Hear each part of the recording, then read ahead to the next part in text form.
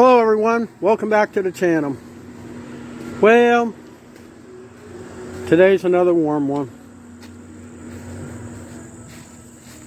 I did some work on the farm truck, and I want to show you at least how far I got.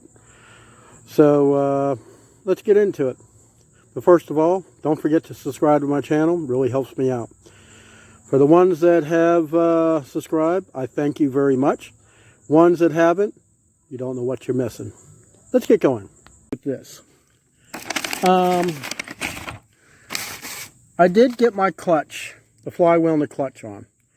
Now what I did, the bolts in the envelopes, I wrote down what the torque is supposed to be, 35 foot-pounds. Same thing as I did with the flywheel, the crankshaft, bolts and washers. So, it's tight under here. There's just no way I could have filmed it. If you were with me when I was taking it apart, you'd fully understand.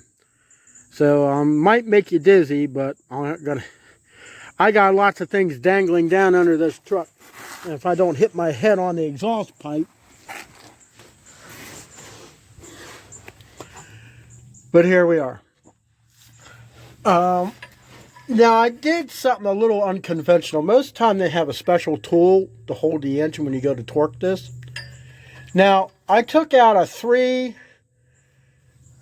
three-arm pressure plate. Well, personally, the diaphragm is way better. Now, when you... this is a tool they give you with the disc. That aligns the disc. So when you go to put the transmission in, you'll have no problem. Like anything else, when you go to torque them, you got to start here, and you go on a crisscross. Now I did the pressure plate, everything that I put on there, I used a ratchet to tighten it up. I did not use an impact, I did not use any kind of power tool, I did it all by hand. It took me about half an hour just to get this far. So when I went to torque the flywheel bolts, I torqued them down to 65 foot-pounds. The pressure plate, according to specs, is 35 foot-pounds. As far as what I'm putting together on the truck today, this is it. Tomorrow, I got to jack up the engine so I can put the bell housing on. But let me show you on the front of the engine what I did to hold the crankshaft. Okay, so we're going to go around front. I'm going to show you what I did to hold the flywheel in place. And let's get there. Okay, see that pipe? Well, that's kind of what's holding my engine.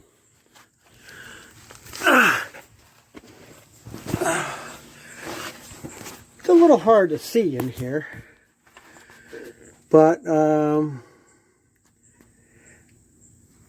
have a breaker bar up in there with I believe it's a 5/8 socket. So that's what holds it in place in the pipe. So when I'm tightening up or torquing what I'm torquing on the other end, it holds it in place. That's what I wanted to show you in this video. Farm truck is coming along. Tomorrow I hope to get the bell housing on, depending on how I'm feeling. Monday and Wednesdays are appliance truck day. I don't like it. It hurts me like you have no idea. But anyways, thank you for stopping by the homestead.